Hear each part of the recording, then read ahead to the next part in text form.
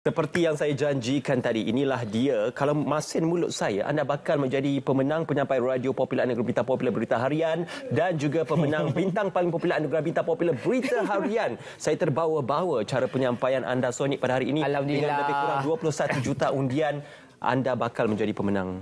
Ismail, terima kasih banyak-banyak. Masya Allah. Jadi, Alhamdulillah untuk doa dan semoganya menjadi nyatalah. Jadi, apapun terima kasih banyak-banyak kepada semua yang terus saja bersama untuk Selamat Pagi Malaysia. Itu ucapan kemenangan? Bukan. Ini adalah sesuatu yang sangat istimewa sebab saya akhirnya bersama-sama kita pada hari ini. Sambil itu, Ismail, ada sesuatu yang pastinya akan kita kongsikan bersama-sama dengan semua penonton Selamat Pagi Malaysia. Saya, Sonic Hussein. Jadi, saya adalah penyampai radio di Nasional FM sentiasa di hati bersama dengan 3 suara. Jadi hari ini istimewanya saya akan terus saja bersama dengan rakan-rakan hebat saya, Ismail yang no comment, ya betul. Yang luar biasa. Tapi 21 juta undian itu akan pasti terzahir. Tapi Sonic, kita pada pagi ini kita akan bekerjasama untuk mengerjakan topik ini dan kita memberi pemahaman kepada masyarakat, iaitu vape, racun baharu masyarakat. Masya Allah. Racun yang sangat luar biasa yang sebenarnya boleh membunuh kita ni. Betul, betul. Sonic ni dia macam wakil rakyat, boleh bercakap mengenai isu-isu sosial dan juga masyarakat. Ya, saya mungkin wakil rakyat, tapi sebenarnya kita ada pakar yang akan mengupas lebih lanjut lagi tentang isu yang dikatakan sangat orang kata memusnahkan remaja-remaja sekarang. Itulah fakta-faktanya, Ismail.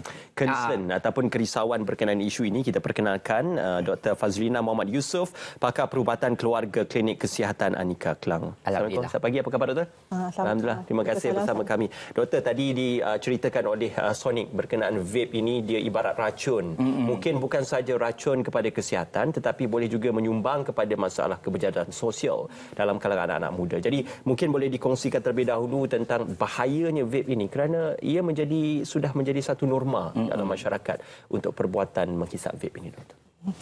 Okay, Assalamualaikum, Bismillahirrahmanirrahim. Assalamualaikum semua. Terlebih dahulu saya ingin mengucapkan tahniah kepada Sonic. Terima kasih doktor. Telah berjaya. Terima kasih. Dan juga terima kasih kepada RTM kerana telah menjemput saya untuk memberi ruang dan juga peluang untuk menceritakan mengenai bahaya vape.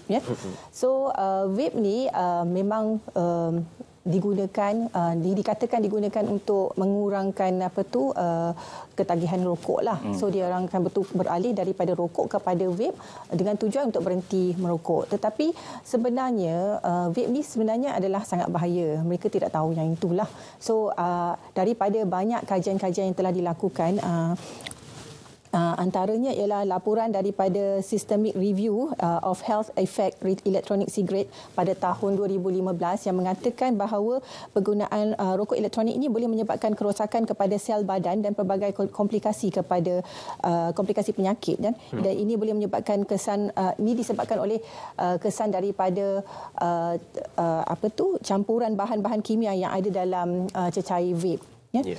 So selain daripada tu, untuk pengetahuan semua, systemic review yang dilakukan ini adalah daripada 175 kajian-kajian yang telah dibuatkan. Jadi semua kajian-kajian ini semua bersependapat yang vape ini adalah bahaya. Selain daripada tu ada lagi systemic review by WHO kan. WHO juga pada tahun 2021 telah mengatakan bahawa vape ini adalah bahaya kepada kesihatan.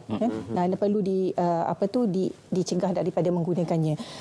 Dan kemudiannya ada satu lagi laporan yang dibuat. Ini adalah daripada data-data yang dikutip di mana pada tahun 2019, just before kita ada COVID tu kan, didapati dekat Amerika Syarikat terdapat outbreak. That means ada wabak EVALI, EVALI di Amerika Syarikat yang menyebabkan seramai 2,807 orang pesakit didapati mendapat EVALI, dan daripada 2,000 pesakit itu 68 orang meninggal dunia. Itu kesan daripada paru-paru Itu kesan daripada penyakit EVALI lah. Okay. EVALI itu kesan daripada mereka mengambil vape dan memberi kesan kepada paru-paru mereka. Okey, baik. Jadi doktor, baru-baru ini seorang remaja berusia 16 tahun telah pun terkorban sebabkan rokok elektronik ini selama 3 tahun mengamalkannya. Jadi sebenarnya ia menyebabkan kecederaan. Mungkin tadi doktor telah pun menyentuh tentang EVALI. Saya percaya penonton SPM pun nak tahu apa itu sebenarnya EVALI ni, doktor. Okey. EVALI itu sendiri adalah satu penyakit yang baru. Sebelum ni bila kita orang belajar pasal medical dulu, kita tak ada pun nama penyakit EVALI ni sebab dia adalah satu penyakit yang baru. So apa maksud EVALI? EVALI sendiri bermaksud dia bukan jenis pakaian so dia adalah satu penyakit. EVALI itu adalah electronic cigarette ataupun vape associated with lung injury. So daripada situ kita tahu dia menyebabkan lung injury. Vape akan menyebabkan lung injury lah. So boleh tak kalau saya ceritakan sejarah vape dululah? Boleh. Okey, sejarah vape bermula pada tahun 2003 dekat Hong Kong, di mana ada seorang farmasis ni, dia mencipta vape. Dia menciptakan rokok elektronik ni untuk membantu dia untuk berhenti merokok. Ini disebabkan oleh ayahnya sendiri meninggal kerana kanser paru-paru. Jadi dia mencipta vape ni untuk dia tukar daripada daripada rokok kepada vape. So selepas daripada situ, daripada 2003 tu 2006 vape ni telah dieksportkan ke Amerika dan juga UK. Dan vape ini hanya sampai ke Malaysia pada 2015. Okay.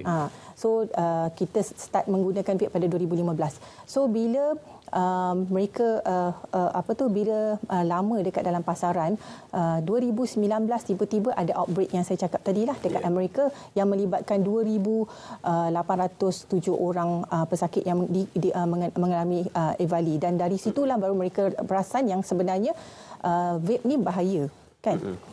Lepas tu start sebenarnya bukannya tiba-tiba dapat outbreak tu. Sebenarnya sebelum tu sendiri 2012 sendiri adalah first case vape, first case EVALI. Tapi masa tu dia orang tak tahu nama dia EVALI, dia tak create lagi nama tu EVALI kan.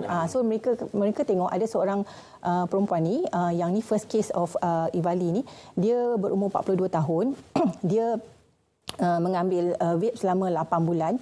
Lepas tu selepas mengambil vape tu tiba-tiba dia dapat sesak nafas, lepas tu dia dapat batuk dan dapat demam sehingga menyebabkan kerosakan pada paru-paru dia.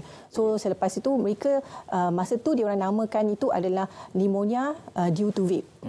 So nama dia adalah lain. Lepas tu dah banyak kes-kes yang dilaporkan lepas tu, sehingga last kali pada 2019 lah baru mereka menamakan dia sebagai EVALI. Dan selepas pada itu Malaysia pun mendapat satu kes. Kes pertama EVALI kita ialah pada tahun 2019. Mula-mula kita ada 2 kes EVALI dan sekarang ni lepas pada itu lepas tu kita dapat COVID kan.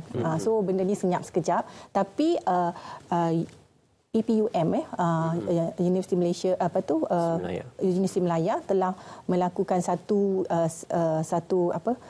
kajian mengenai semua pesakit-pesakit yang datang ke emergency tu. Dia orang akan cek sama ada mereka yang ambil vape sama ada mereka ada EVALI ke tak, dan daripada dapatan tu mereka dapat ada 8 orang didapati didiagnos sebagai EVALI lepas tu. So sekarang ni dah ada sampai ke Jun 2023 ni kita dah ada 17 kes EVALI. Sejak daripada kes pertama. Ya, sejak pertama. Tapi selain daripada itu kita ada juga kes-kes yang lain tak didiagnos sebagai EVALI tetapi dinamakan dia ada related to vape. That means dia datang dengan sawan, lepas tu dia datang dengan muntah-muntah, tapi bila kita cek dia bukan EVALI lah. Tapi that means maknanya vape selain daripada menyebabkan EVALI, dia pun boleh menyebabkan non-EVALI yang maknanya dia tak menyebabkan kerosakan pada paru-paru tapi menyebabkan kerosakan pada bahagian-bahagian lain daripada badan. Tadi kita bercerita tentang kesannya, Sonic dan juga doktor. Diceritakan tentang beberapa impak ataupun dampak hasil daripada aktiviti menghisap vape ini. Apakah kesannya itu dalam terma perubatan dikatakan sebagai irreversible ataupun tidak boleh dibalikkan, dan kadar mortaliti bagi penghisap vape ini, doktor? Okey, masalah dengan vape ni, dia punya kesan dia acute tau, macam tiba-tiba akan dapat masalah paru-paru. Dia dia bukannya macam kalau rokok dia ambil masa bertahun-tahun baru kita nampak dia punya impact lah, menyebabkan kanser paru-paru dan sebagainya. Tapi vape ni orang tu macam okey tiba-tiba dia rasa lemah, dalam masa seminggu dia dah dapat dapat sesak nafas. Sepantas itu, doktor. Sepantas itu. Jadi kita tak tahu siapa yang akan dapat EVALI ni kan. So itulah. Jadi kalau begitu, doktor, bagaimana pula dengan rawatannya? Adakah sekarang ni ada teknologi yang perubatan yang membolehkan rawatannya dilakukan dan boleh menyelamatkanlah bagi mereka yang mungkin mengalami kecederaan baru-baru ni? Okey, penyakit ni macam kita cakap penyakit alah baru kan. Jadi rawatan dia kita masih lagi mencarilah. Tapi setakat ini apa yang kita boleh buat ialah apabila pesakit tu datang dengan sesak nafas dan semua tu, kita akan bagi symptomatic treatment. That means kalau dia sesak nafas, mungkin kita akan bagi rawatan untuk mengurangkan sesak nafas, bagi oksigen dan sebagainya. Jika keadaan dia agak teruk, mengikut keterukan dia, kalau dia teruk, kita terpaksa masukkan dia ke dalam ICU. Kan, masukkan dalam ICU. Kalau tak teruk sangat, mungkin kita boleh rawat dia sebagai outpatient ataupun dalam ward saja. Dan kalau kita tengok dia ada jangkitan kuman bersama dengan sebab dia masalah paru-paru ni kan, dia macam boleh macam-macam kan, kemungkinan jangkitan kuman. So kita boleh bagi antibiotik as supportive medication. Kalau dia demam, kita bagi ubat demam dan sebagainya. Tapi mungkinlah setakat ni daripada kajian-kajian yang dilakukan, kebanyakannya mereka akan memberi steroid lah. Steroid itu hanya, dia tak boleh bagi steroid inhaler yang macam asma tu. Yang tu tidak berkesan untuk pesakit EVALI. Mungkin dapat menolong tapi tak sebaik kalau kita bagi steroid yang dari segi dari IV lah. Tapi the best cure is prevention lah. Kalau boleh kita elakkan daripada. Dan setakat ni saya rasa macam bila paru-paru ni rosak kan, dia tak ada dapat dia tak boleh baiki lagi. Once dah rosaklah. So apa yang dah rosak tu kita tak boleh baiki lagi, cuma kita perlu prevent daripada dia rosak lagi teruk dengan berhenti merokok dan berhenti mengambil vape. Okey, mungkin ini juga kesempatan untuk pihak doktor memberi pesanan kepada generasi baru pada hari ini. Dalam perihal vape ini mungkin banyak perbahasan atau perdebatannya, tetapi kalau sebolehnya adalah kita menghindari daripada perkara-perkara yang membawa mudarat kepada tubuh badan ataupun kepada kesihatan.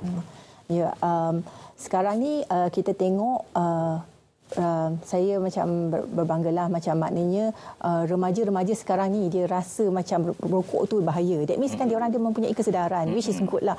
Dia rasa rokok tu bahaya dan sebab tu mereka bertukar kepada vape. Sebab mereka rasa macam mereka tak nak membahayakan kesihatan mereka, mereka ambil vape. Tetapi mereka, sekarang ni kita nak mereka tahu juga sebenarnya vape tu pun tak selamat. Vape ni boleh merosakkan paru-paru dan boleh menyebabkan masalah-masalah lain yang kita pun tak tahu. Dan seperti rokok, dia ada secondary smoker lah. That means kan orang-orang yang dia tak ambil vape tapi dia duduk di sekitar orang yang ambil vape pun mungkin akan menyebabkan boleh mendapat kesan sampingan tu. So kita amat-amat berharaplah supaya remaja-remaja kita ni mendapat kesedaran yang vape tu adalah bahaya dan cuba jangan ambil vape ataupun rokok. Ada setengah orang dia kata dia merokok dan dia tukar kepada vape dengan tujuan dia nak berhenti merokok, dan last sekali dia ambil dua-dua. Vape dengan rokok dua langsung. Kesannya berganda. Kesannya berganda lah pula. So saya amat menggalakkan supaya remaja-remaja daripada sekarang lagi stop jangan ambil vape. Kebanyakan mereka ambil ni sebab suka-suka, sebab bentuk vape tu dah cantik-cantik dah kan, cute-cute semua tu. Dia kanak-kanak pun boleh ambil. So saya harap mereka jangan ambil, sebab once you dah start ambil, then you tak boleh nak stop. So dan satu lagi, memang vape ni setakat ni kita tak ada rawatan untuk stop vape. Macam kalau rokok kita ada yang nikotin patch ke ataupun nikotin gum ke semua tu untuk berhenti merokok.